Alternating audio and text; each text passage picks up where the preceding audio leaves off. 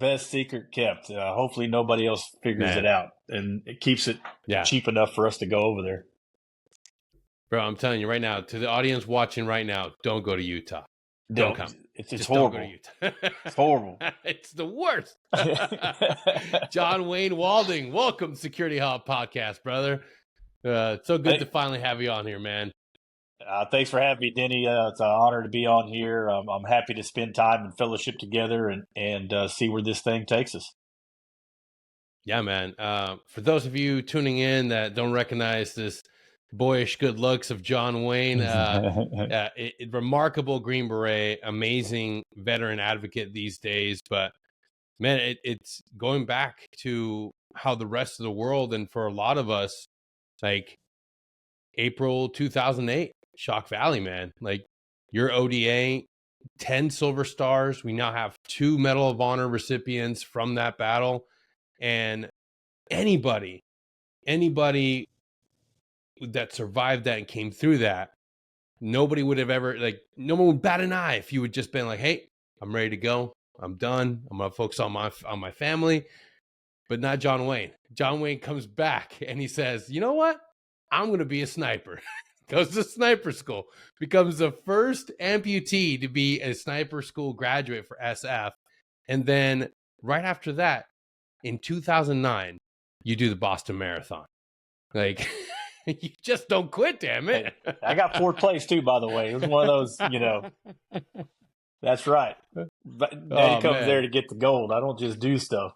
Yeah, it was one of those. I was happy and mad, right? I was like happy I did so good, but then mad. I'm like, I should have trained harder. I'd have got gold. Yeah, man.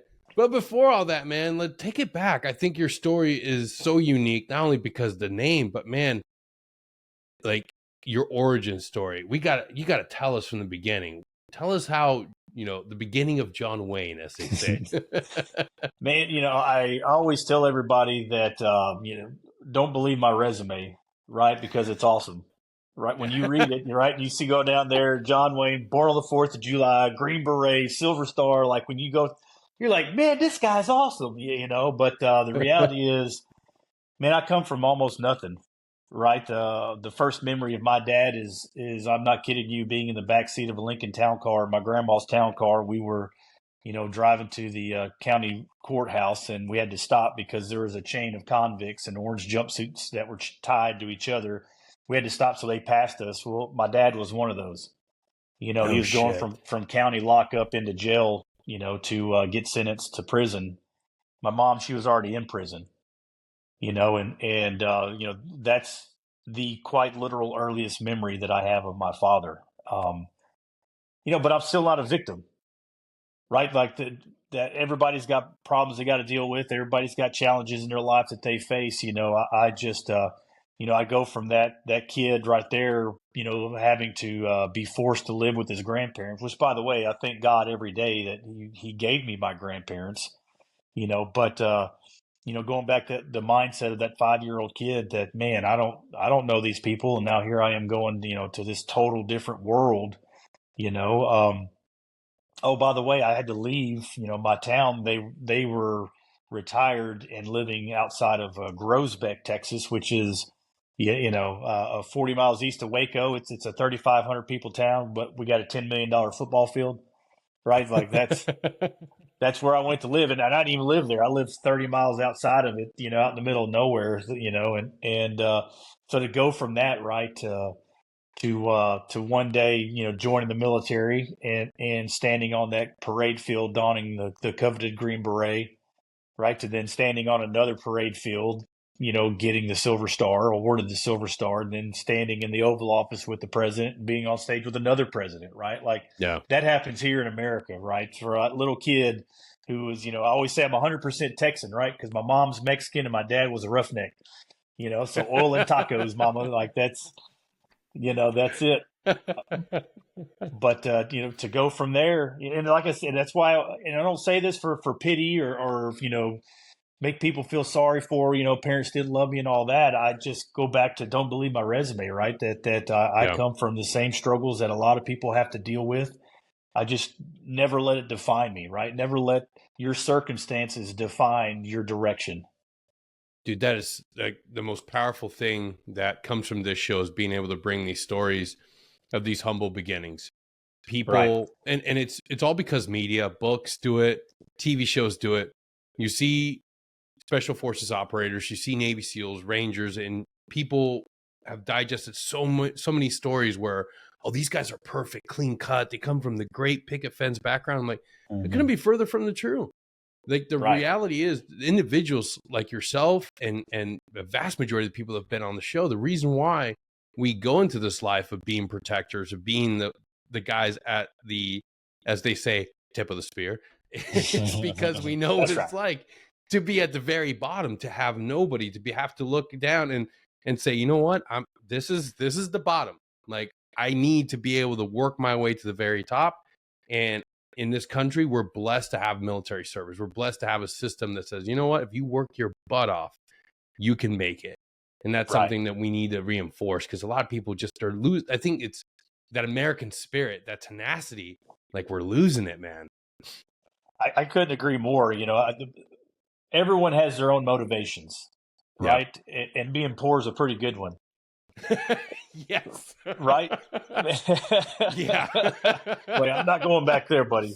But you're right that there. I mean, this is not just hyperbole. Like this is actual studies that have proven that a lot. I mean, one of the common threads with special operation, soldiers, sailors, airmen, and Marines, right? Those that to your point get to the tip of that spear, they're all coming from something where they've had to deal with Yeah. divorce, right? They've had to deal with, to my point, seeing your parent across that plexiglass thing and putting the fist up and saying, I love you, right? They've come from, what insert challenge here, right? But they've had to deal with it. That way, whenever we get punched in the face in the Q course, hey man, rucking for a few hours ain't that big a deal. I've seen what a big deal Yeah. is, right? And Yeah. so it really is that common denominator of what really does help us motivate, us to really want to be the best that we can be, because we know that's not what we want to be. Yeah. You know, Absolutely, man. Another even thing with my that, parents, right? yeah. I have no ill will towards them. Like Yeah. I thank God that they showed me what wrong looks like. Right. I say that Bingo. God gave me my grandparents that showed me what right looks like. Which is you got to have it. That's a very important thing. But I almost think that the most important thing was my parents show me what wrong looks like, right? Because of Yeah. their actions, I know I'm not going to go do drugs, right? Having to see them get locked up, I know that I am going to do something with my life. I'm not just going to let life run me over. And so, having that example, like I said, I don't have ill will to her. I just thank God that, unfortunately, I had to go through it, but I'm better because of it. Absolutely. Like that's like a lot of us get to that place years after coming to terms with everything. And that's an important thing to understand. It's like you gotta let go of that hate. Um, Yeah. and one thing that's super powerful about your story is your faith. And I know I talk about it a lot. I throw it out there. Like it's almost like the taboo thing to talk about these days. Is like, how strong are you in your faith? Like, do you follow your religion? Do you go to church? People don't want to talk about that, but hey, guess what? It's my show, so we get to talk about that. That's right. Give me the mic. When Yeah. you were, you've gone through so much. Take us through how faith showed up in your life, not only in combat, but building yourself back up, going through those years of rebuilding John Wayne. Yeah, it's faith. First of all, I don't care not one bit that it's taboo. I'll lean right in and say, hey, Jesus is your Lord and Savior, right? Yeah. And I don't care if I make it awkward, because your salvation's that important to me, right? Like that's that. I think in this culture we've really lost the true definition of love. Love doesn't mean acceptance. Yeah. It isn't, right? Love means you want the best for that person, and you're willing to tell them something they may not want to hear in order to help them, right? And so that's where my faith has just given me the confidence, right, to just stand firm in it and speak the truth, right? There's no your truth or my truth or his truth. There's only one truth, and that's the truth of Jesus Christ dying for our sin, our Lord and Savior, right? And but to your question, I've always, my pastor, I never will forget when he put it in this perspective, because it really hit home with me, right? Because I think I fell into the category a lot of Christians do fall into for the majority of their faith, which is I believe that there's God, but I didn't necessarily believe in God, Mm, right? So, like, I'm a Dallas yeah. Cowboys fan, right? So I do know that there is a team in New York called the New York Giants. I believe that there is that team. It's there. They're blue in the Meadowlands. I don't believe in them, right? That's good. So, so I grew up and going to church. I wasn't, because of my grandparents, right? Grandmas took us to church on Sundays. Sometimes I almost looked at it like a punishment, like, golly, Yeah. man, I got to go to church, Yeah. so I did believe in, that there is God. I do believe that he did die for my sins. And even through the military, I was a believer. In fact, on April 6th, 2008, there's a distinct moment where I gave it to God straight up. God, this is all I got.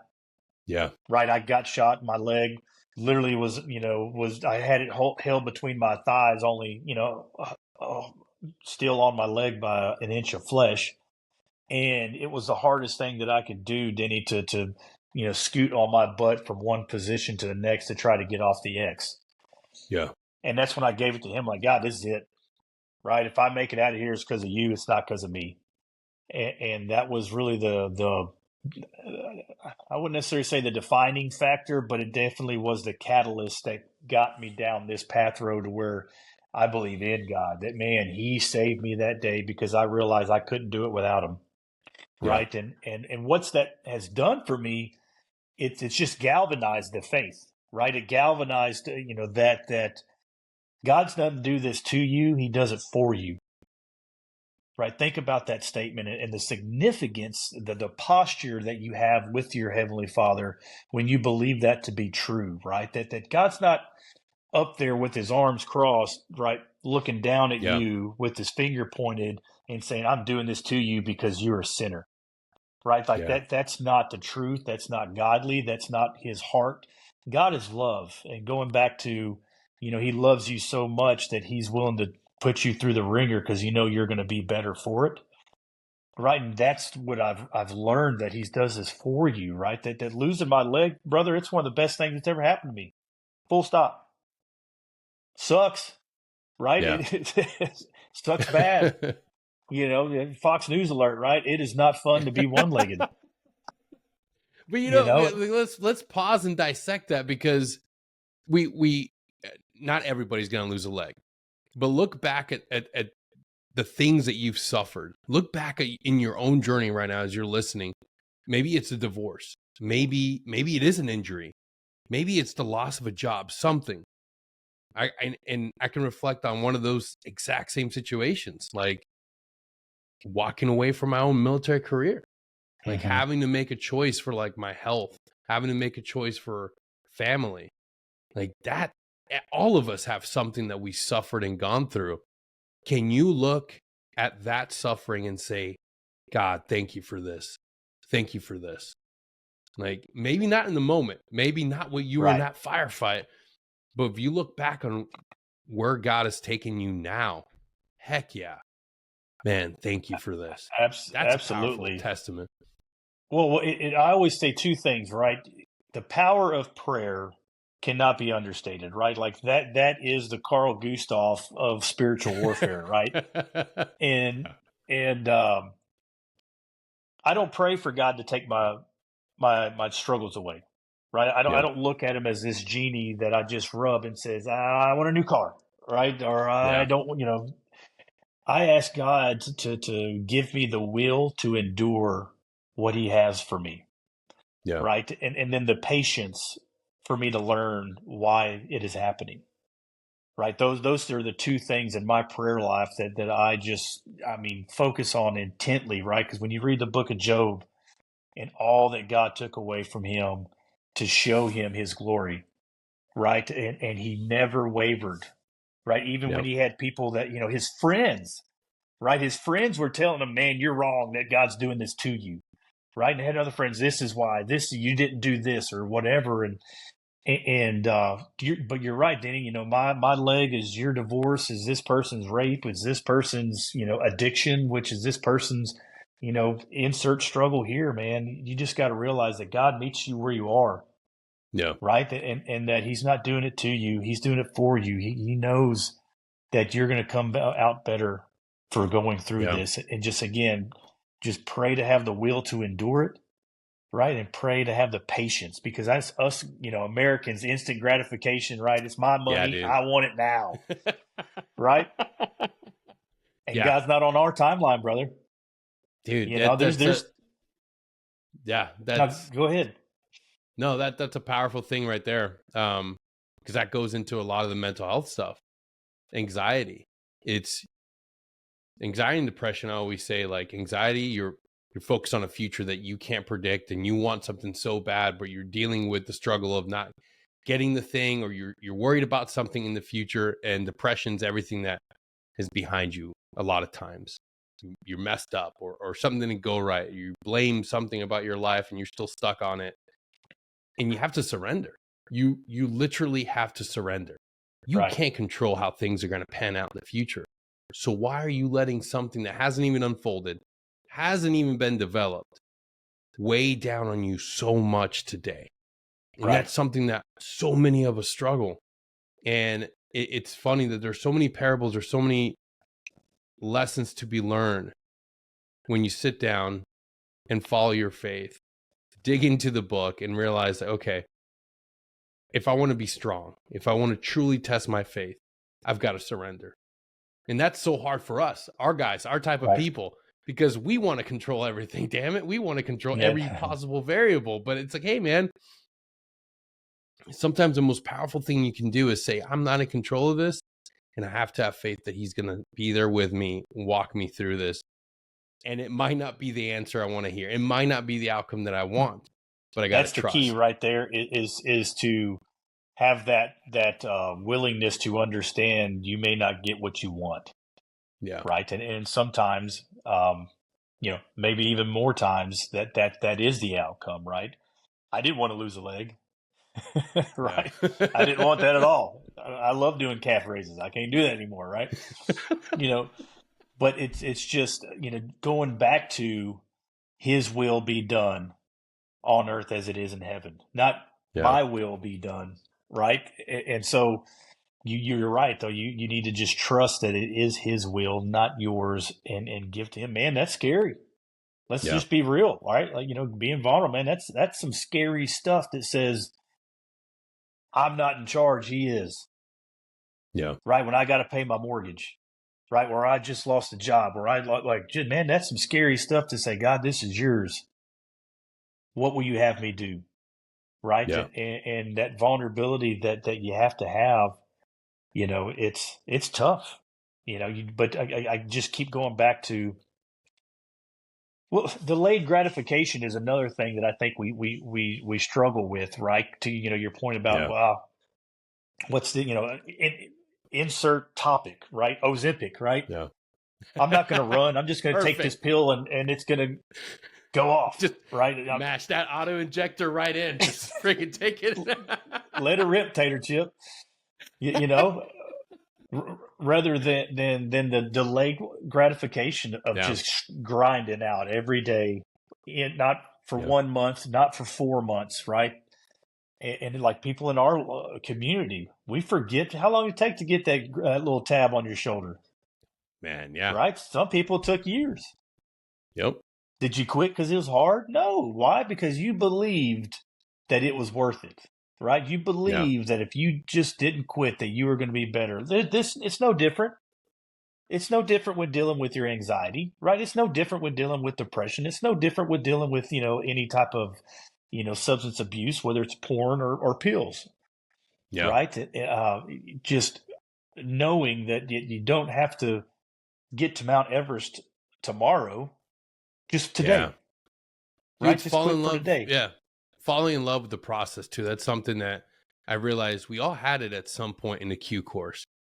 I mean, there were days that, you were doing, I remember in language school, anytime there was a 4-day, you would be doing a 12 miler, trying to keep the guys from getting in trouble by going out and drinking too much and partying. So if there was a 4-day, you were doing a 12 miler. But and everybody showed up excited. Everybody was like just looking forward to that, like that last mile, and then like, hey, we're gonna recover. Everything's like, dude, this thing's gonna be over. We've done this so many times. Like, yeah, it's gonna be painful. Yeah, it's gonna be a smoke sesh, but dude, nobody's failed this thing. Right. Everybody's always coming on time. And you get to the point where it's like, wow, like we're actually having fun doing this. Yeah. Like you're falling in love with the process. And yeah, it's difficult, but we're losing that. And I think our greater civilian brothers are losing that now more than ever. Like falling, and like you said it, like the shiny pill, taking Ozempic to lose weight. You don't need it. It's No. like the freaking the side effects are huge. Like the list is like, but that's the same model can be put on anything else out there. Are you willing to go to church every Sunday, even when you don't want to, for the ultimate reward? Hey, you know, what's that saying? I'd rather have discipline over motivation. Yeah. Right? Because motivation comes and goes, brother. There's times where, like, you're right. Yeah. You're like, man, we're going to have an awesome Sunday. We're going to go get me some Jesus, and it's going to be great. But then let's be real, like, probably more Sundays, you're like, golly, man, I just had something happened Saturday night. I didn't get to bed. Now I got to get up. Kids are this and that. And it sure would be easier to just not go, right? And you're not motivated. Are you going to have that discipline to say, no, suck it up, buttercup. We're going to go, right? And it goes back to when you look at the one thing that my journey in sanctification that I've gotten to, when you really dig into the Bible, it really is all about, denying yourself, because we're just black-hearted, wretched sinners, right? We want. And what did Jesus do? First of all, Jesus didn't do anything for 30 years. Yeah.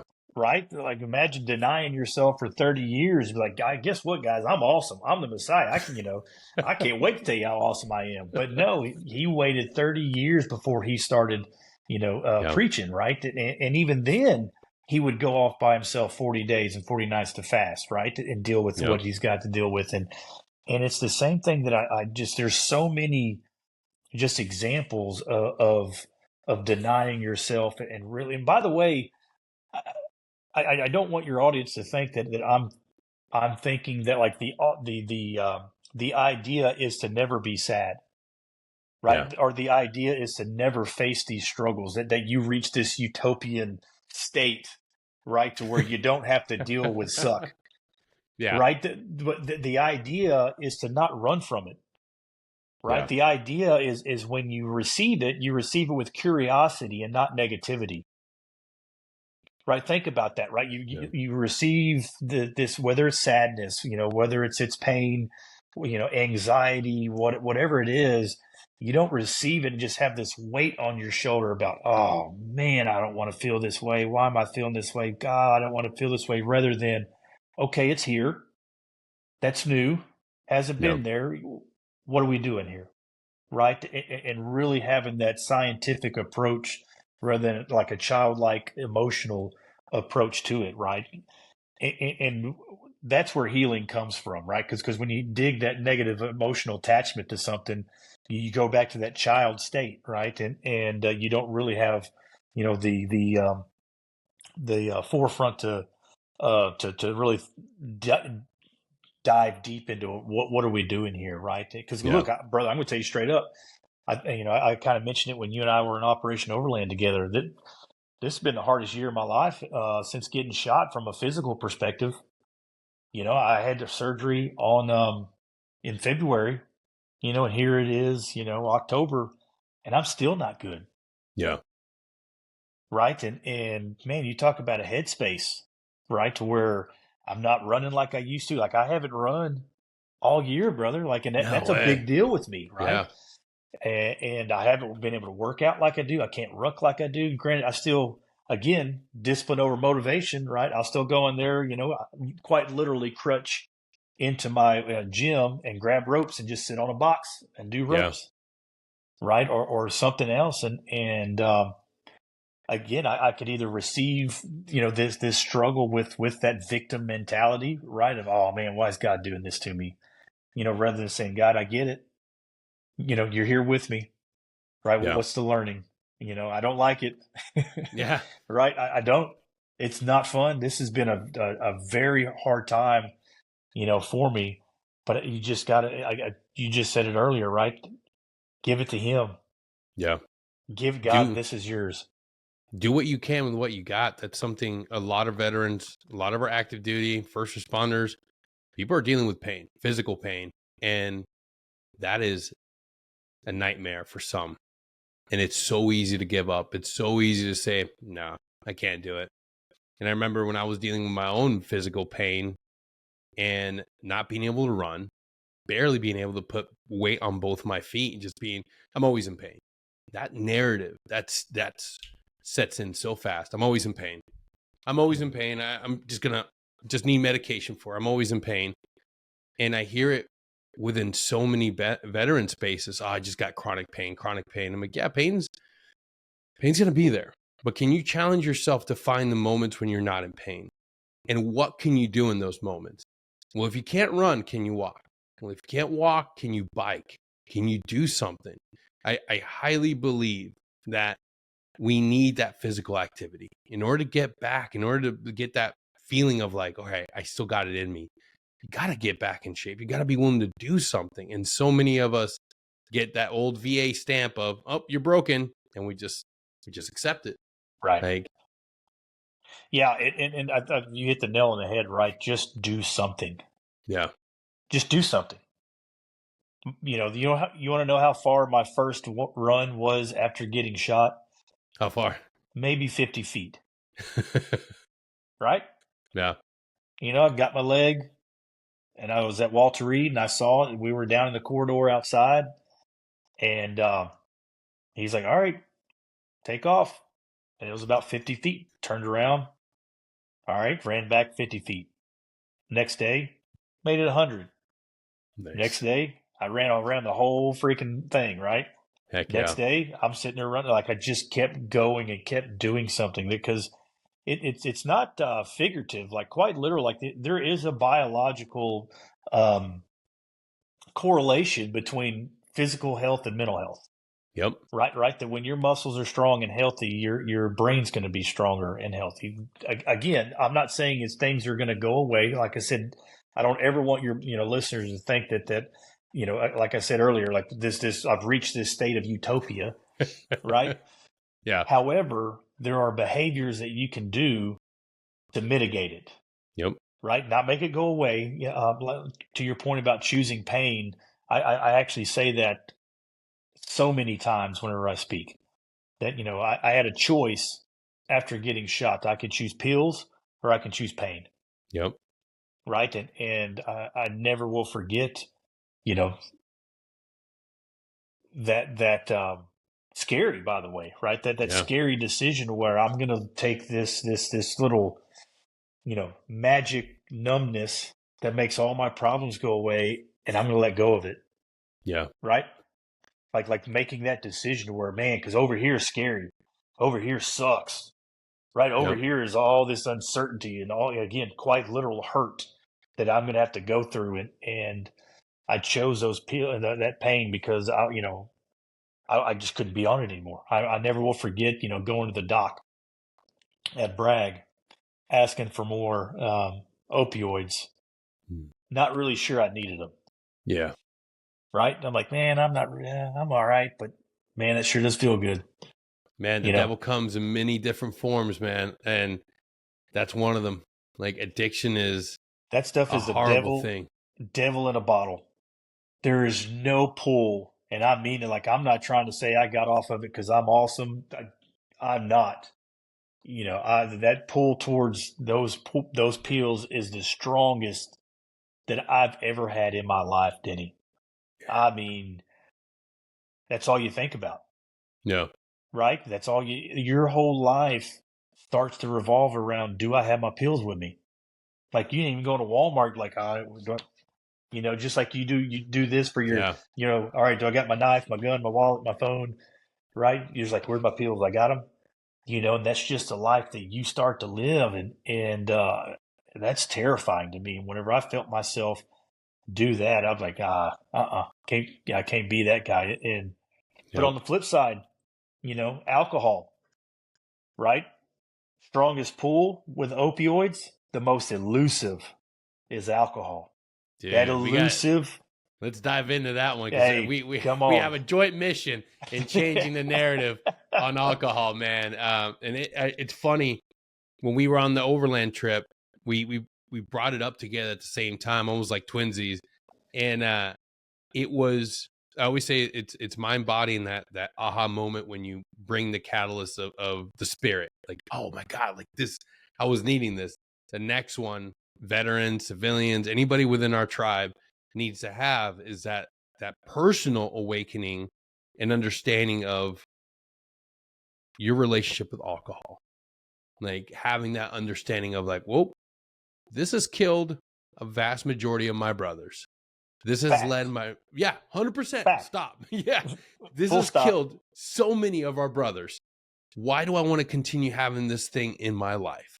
And like when we made that like connection and we both like, that was just one of those things that had that that feeling of like, I'm on to something. My conviction's even stronger now. Somebody else gets it.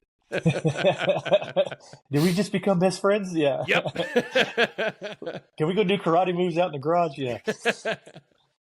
But, and let me just, again, please don't believe me because you think I'm smart, that I've read all of these books behind me, right? And after years of my research, I'm just blessing you with my knowledge, right? Right. Like that's not the conversation nor the posture that I hope you think that we're in. Believe me, because God's put me through the ringer, right? And I've seen both sides, Yeah. right? I've seen myself on the sauce. I've seen myself, and guess what? I was good. Became a Green Beret, right? Paid my bills, didn't beat kick my dog or whatever, right? Yeah. I was good, but it is the most elusive thing on the planet. I never will forget when one of my buddies died.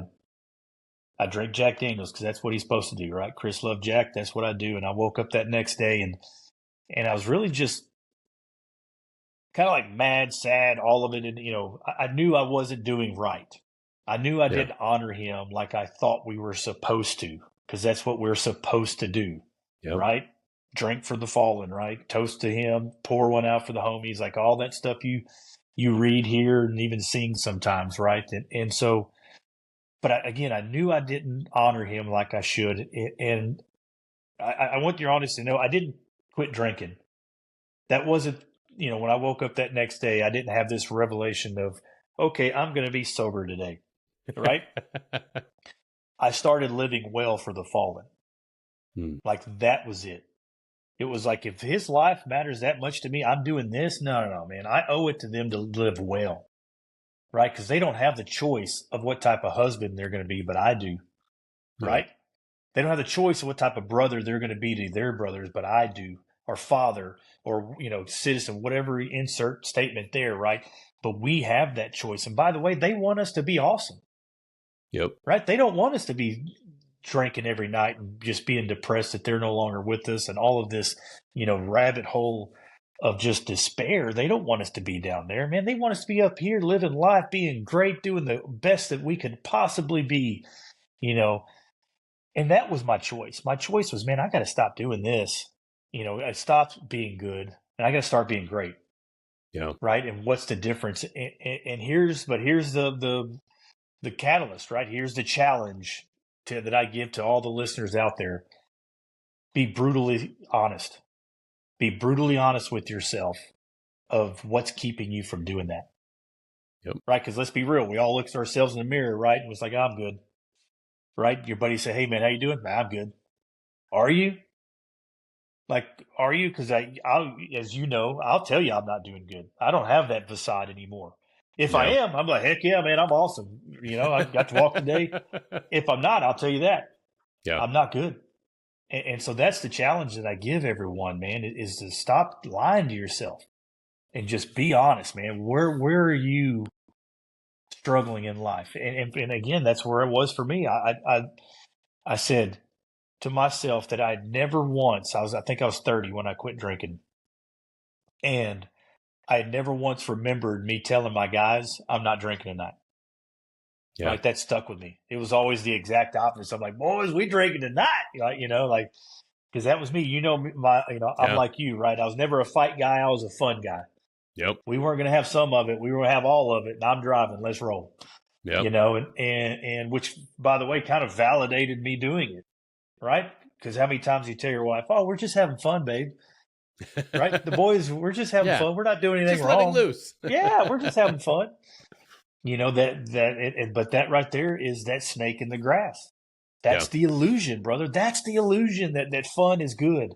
It's not, right? And you quite literally do have more fun when you do drink, right? Yeah. When the alcohol hits your brain, it releases these enzymes and all that stuff that happens. Gives you that more euphoric experience. But life's not about fun, right? Life is about having gratitude for what blessings God's give you and having joy with that. Yeah. Right. That's it, man. Whenever I made that choice, you know what? Let me see what this guy looks like because I know this guy. Yep. Let me look at this guy. And whenever I didn't have alcohol, especially in a social setting, man, that was difficult.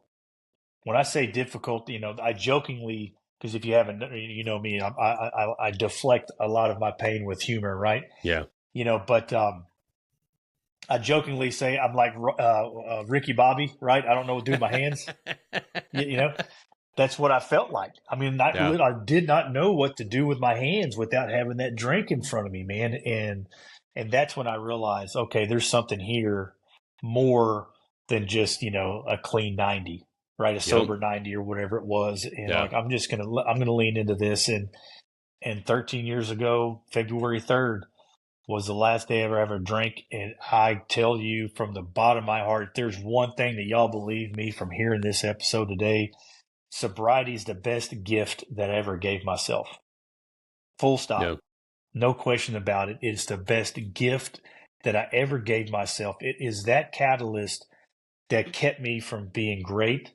That now I tell everybody, man, I don't just not drink now because I'm anti alcohol. I don't drink now because I'm anti not being awesome. Right? I love that clear head. I love, man, I just got back from, being in Cleveland for the last couple of days, got home at 8 o'clock at night. What I do, got up this morning, had Bible study with my wife, went outside, got with it, Yeah. got ready. Now here I am, just preaching the gospel. Like I love it. I wouldn't have done that if I'd have got drunk last night. Absolutely. I took a similar approach, and I just analyzed the whole concept of why I drank to begin with, and why it became such a slippery slope when I was going through my own, challenges and ordeal. And I realized that from a very young age, as men, we're told that alcohol is fun. It's what you do It's to what you do. enjoy. And the message that I received coming up in the teams is, if you are having a bad day, if you're having a rough day, you drink. If you're having a good Right. day and you're having a great time, you drink. If you're going to celebrate, you drink. Right. Everything revolved around alcohol. But I never had a choice. I never had a conscious moment of saying, I'm going to drink because I like the taste, or I like this. Well, there's these validations that we give each other Yeah. because of that this word, right? I'm going to say it. You're going to know I'm 100% right. Because how many times have we all gone home and says, man, I just need to relax, Yeah. right? There's nothing wrong with relaxing. You deserve to relax, didn't you? Yeah. You went and worked all day. You've been out there doing this, man. You deserve to relax. Relax doesn't mean having a drink, Exactly. right? And learning that, stripping all of that fabric of alcohol into every decision, it's difficult. But believe me, and as you were saying as well, man, it's the truth. Yep. And it was just an easy decision for me to make. It's like, okay, none of these choices were something that I made for myself. I just followed along. Am I just going to follow along everybody and just continue to do what everybody else does? Or am I going to make a conscious effort right now and to make a decision? Do I really enjoy this product? Do I really enjoy it? What's it doing to me? If I Yeah. want to be at the best, if I want to get to my best performance each and every day, if I want to be able to look at my daily metrics and say I'm doing everything I can to be better, well, then alcohol doesn't fit into that. And it certainly doesn't fit into my plan to be a good person and skirt away from the behaviors that I've had in the past, because it's so easy to fall back into depression. It's so easy to fall back into that 1 or 2 drinks a night, which become 3 or 4 or 5. And Right. for me, if you already identified you've had issues with it in the past, for me, just speaking for myself, it was so easy to say, you know what? Maybe this is something I don't need. And if you're listening right now, this isn't me telling you or John Wayne telling you that you have to be sober to be cool. No, man, you owe it to yourself to make a decision, to look at your life and make an informed decision as if you need it. And if you're cool with it, if you enjoy it and it brings value to your life, then hell yeah, you made the choice. And it wasn't pop culture and it wasn't somebody else breathing down your neck to drink. You ultimately made the choice. And then now you can feel better about it. It's just being willing to explore the idea of like, why did I drink or why do I drink to begin with? I think all of us need to have that. And if we all have that honest conversation with ourselves, you realize how quickly you come down to the idea of like, hey, maybe I don't even really enjoy drinking. Maybe it's just being around the guys. Maybe it's just being able to do something and be a part of it. Can I still do those activities without drinking? Hell yeah. Then maybe I don't need this. Because I remember in the team, it was very much the environment of like, yo, you have to drink. Fuck that. It's 2024. You don't have to do anything. Peer pressure is like the lamest thing out there. Be willing to stand on your own 2 feet and be like, you know what? I'm going to drink Liquid Death, or I'm going to drink a coffee, and I'm going to be fine hanging out with you guys because I'm here for the brotherhood. I'm here because I love being with my team and my boys, and that's good enough for me. I just want more people to have that conversation. Well, and also have the one, confidence in your choice. Yeah. Right. That this is what I'm doing, but also to understand that when your people, your buddies, right? Because I'm going to come to this, drinking buddies. Yeah. Right. But when your buddies are telling you and making fun of you for not doing it, it's not because you're doing something wrong. It's because they are insecure in their feelings. Yeah. They're trying to validate what they're doing, and you're coming here and you're, disrupting that, and they don't want people disrupting that. Yep. And so going back to drinking buddies, like I've learned, I don't want drinking buddies. I want a brother. I want an absolute friend. Going back to our faith, right? I love the story to where you have those. There was this paraplegic that was on a mat, and his buddies carried him up to the top. Right, Jesus, I believe, was in Peter's house giving a sermon. Right, but there were so many people up there that they couldn't get through the people to have Jesus heal their buddy that was, again, could not walk, was paralyzed, and they didn't stop what they do. They grabbed him. They took him up to the roof. Literally broke through the roof. Right. And imagine what that roof is like. Yeah. Right. That isn't just a couple shingles or whatever. Like it's just thatched stuff, mud and earth. And like, they had to work to get through that. They had to work to get him up there, get through that. And then they lowered him down there, right, on those mats. Like that's the friends that I want. Yeah. Right. That's the friends that I've gotten through my sobriety, because whenever you take that beer away, that alcohol away, now you're just dummies sitting on a bar stool eating peanuts. Right? It's so crazy. Like, but when you got a beer, like, oh, this is cool. You got the game on up there. This is awesome. But when you take that away, you realize you really aren't having that intimate relationship with people. You're both just doing something to buy time. And I don't have time for that in my life anymore. But that's what, like, guys, gals, if you're listening, I call them corner toters, right? Because everybody had a corner of that mat and was toting them up to that roof to break through that roof to get him to Jesus. You find you 4 corner toters in your life that would do that for you. And that's where your real, friendships are going to come from. Yeah. But you don't know that till you get out, right? You don't know that until you have that courage, right? To just not be like everyone else. Dude. Because you're right, man. It ain't just in the teams. Don't get me wrong. Like, we sure do perfect the whole, as your first jump, here's a beer, right? Show up to the team room, there's a beer, right? Everything, but it's everywhere. Listen to a country song, right? You're drinking beer, riding back roads, on a boat with chicks, and like, right? After you lose your dog. But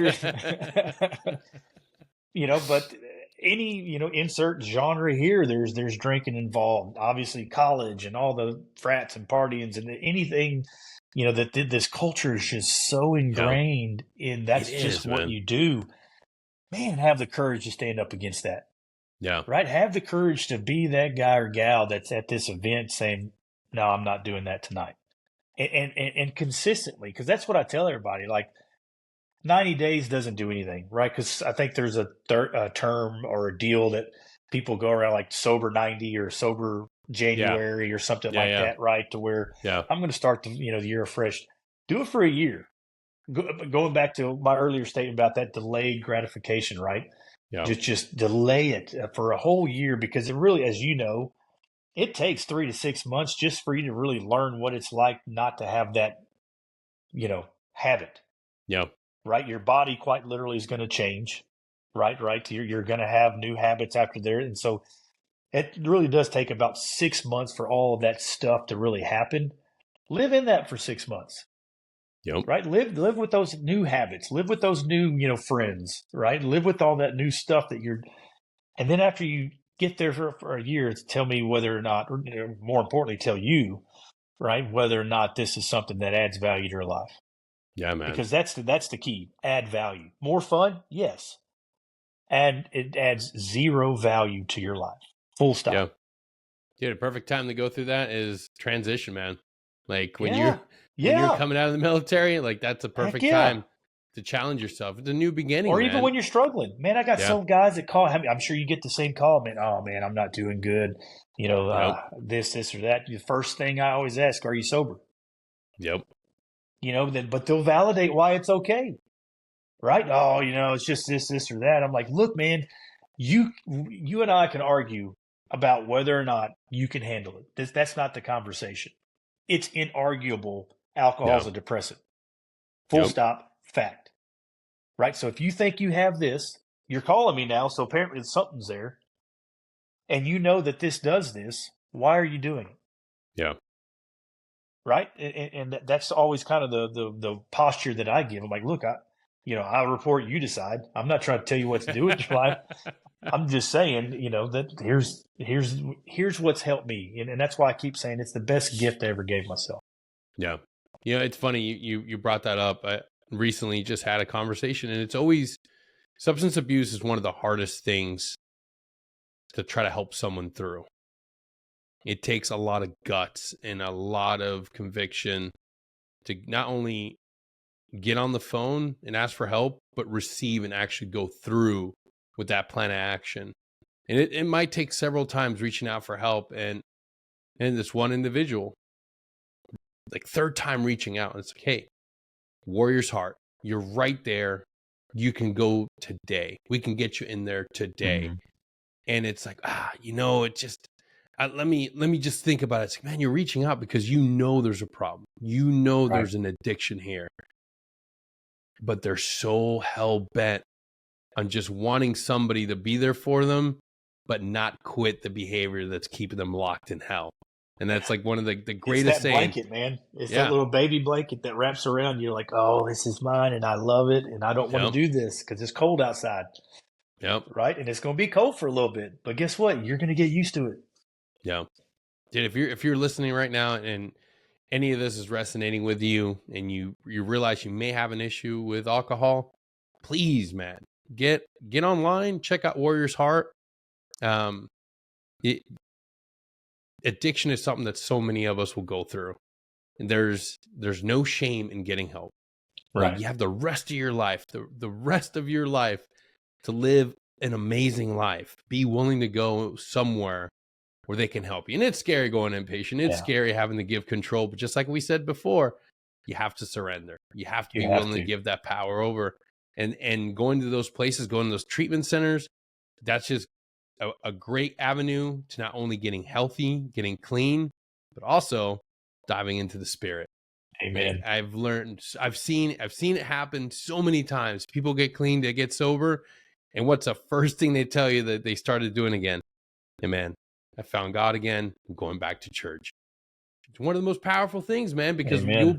you'll be going through the worst part of your life. I've seen people change and get better and they'll tell you every time, I'm only here because I surrendered and I found God. I found him in my lowest moment. I found him. And kudos to you guys out there that have gone through that. You white knuckled sobriety, got into a treatment center, and now you're on the backside. You guys you're a testament of what can be overcome by the human spirit when you're willing to get help. And I hope more of you that are listening decide to put the bottle down or decide to get help, because we need everybody in this fight. Our Amen. country needs more veterans, not just within the community, but in places of leadership, man. Like, it's not crazy to think that you could be suffering today, going through a challenge, you get help, you get better, you get back on your feet, and then you can be helping within your local government. You could be part of the leadership within your own town council. Like, look at the local efforts right now in North Carolina.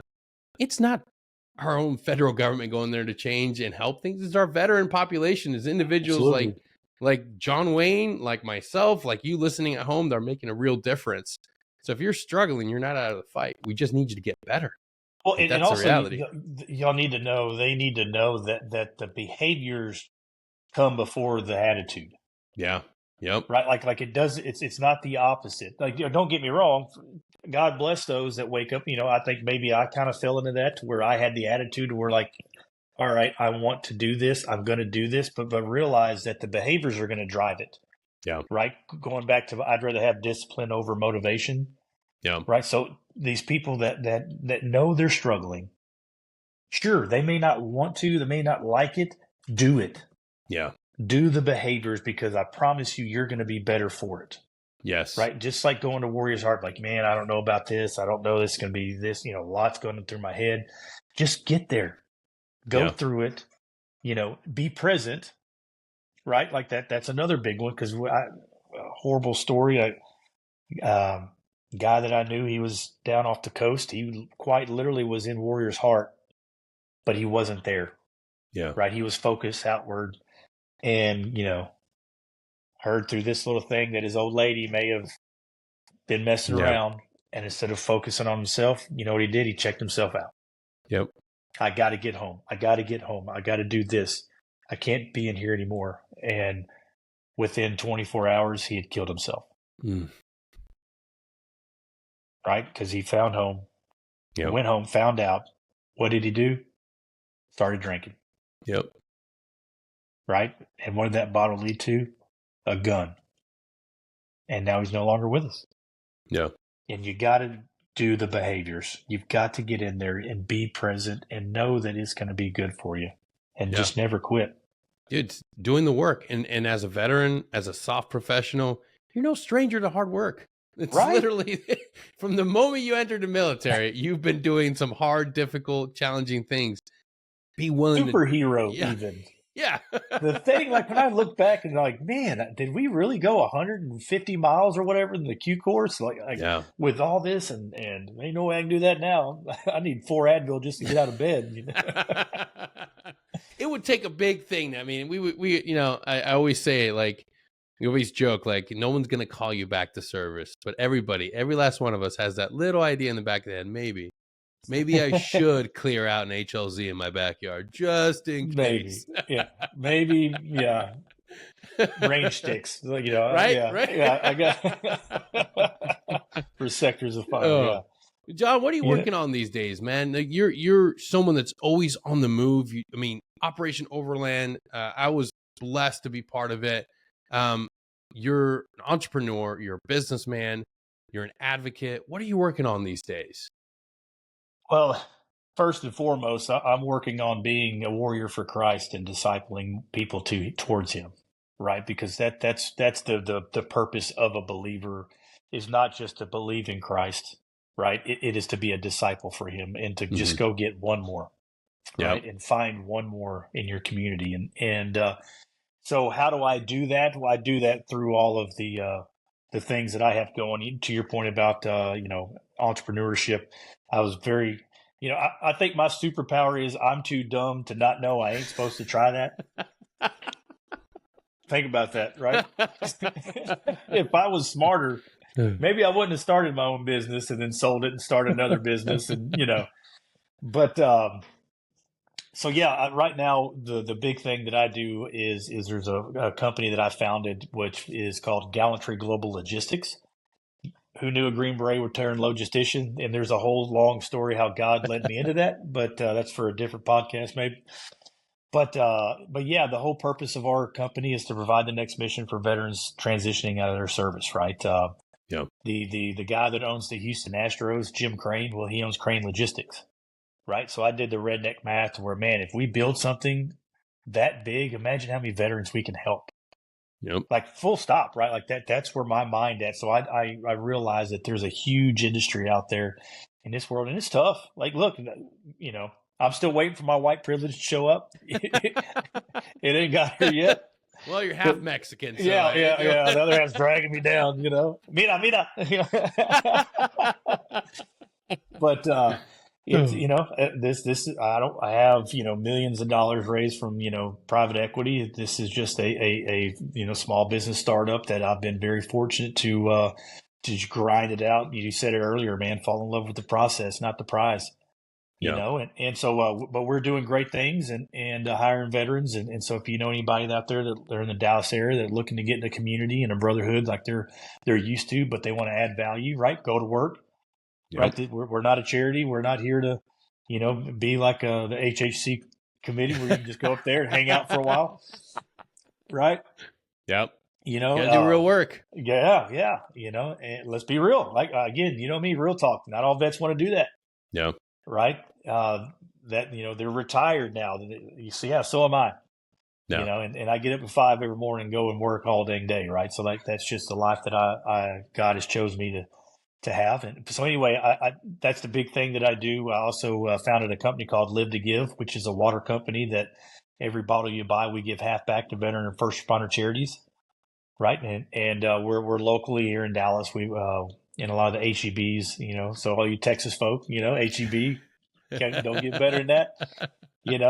So that's doing great. And the philanthropic thing, I was fortunate to have the Best Defense Foundation asked me to be on the board of their organization, and we've got some great things that we do. Battlefield Return is kind of the big flashy one that everybody knows about. We take World War II veterans back to Normandy on D-Day every year.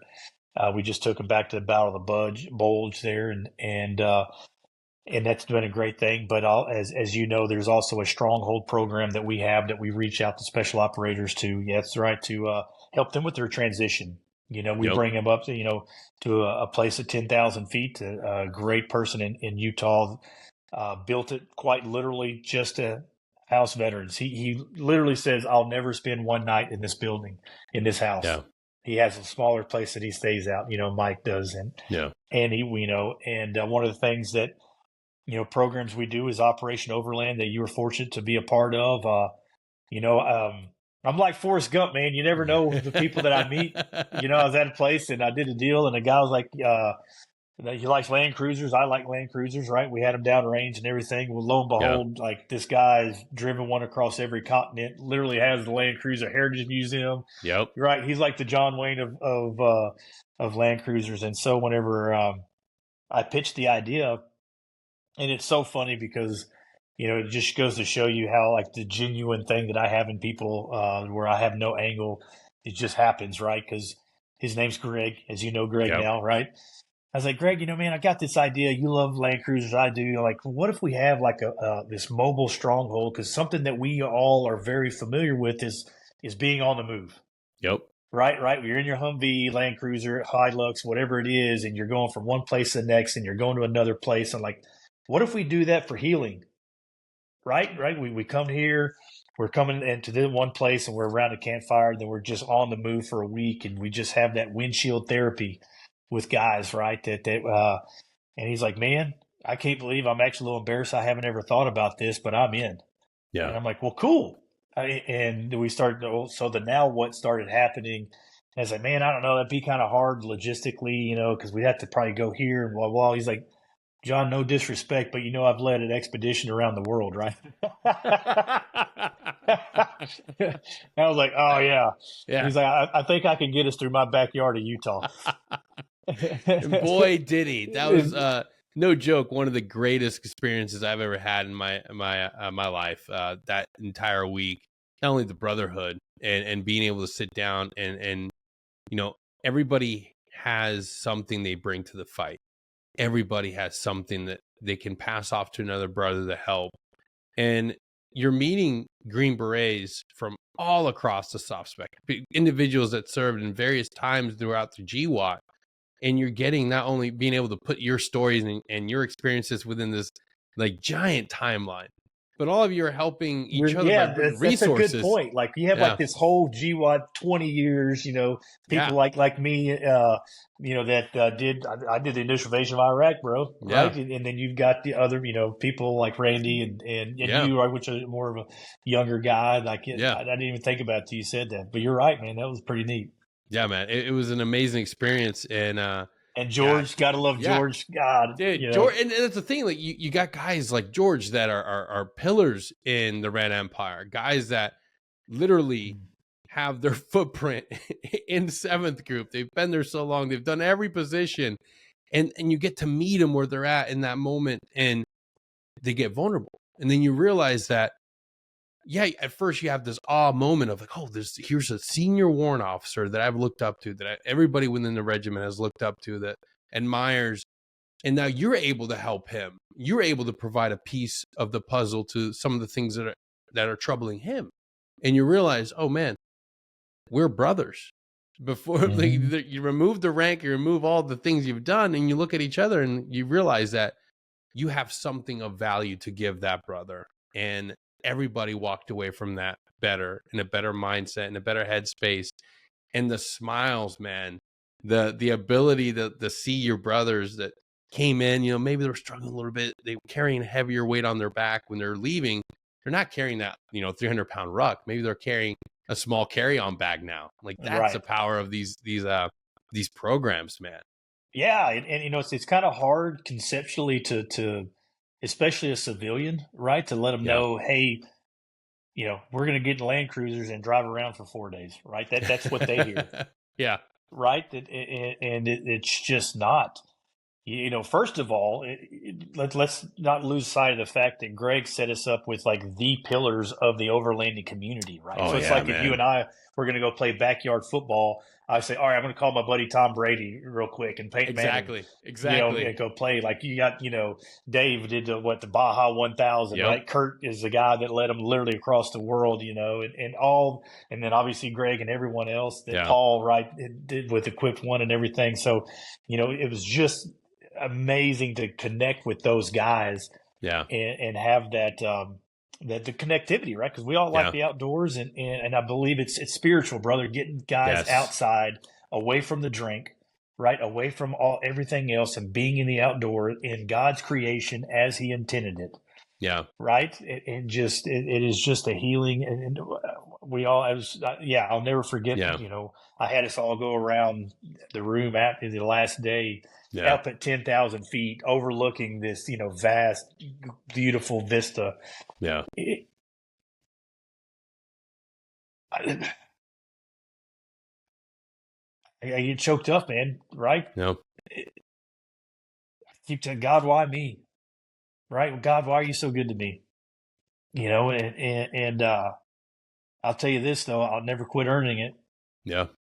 Right. I'll never quit earning that blessing that He's given me. And I will forever, Denny, I will forever do the best that I can to make sure that the guys that are still there, the guys that have been there, the guys that are struggling from there, get the best help that they can get. Right. Absolutely, brother. And you're doing it, man. You're somebody that continues to give and advocate for others, and it's beautiful to see the impact that you have, man.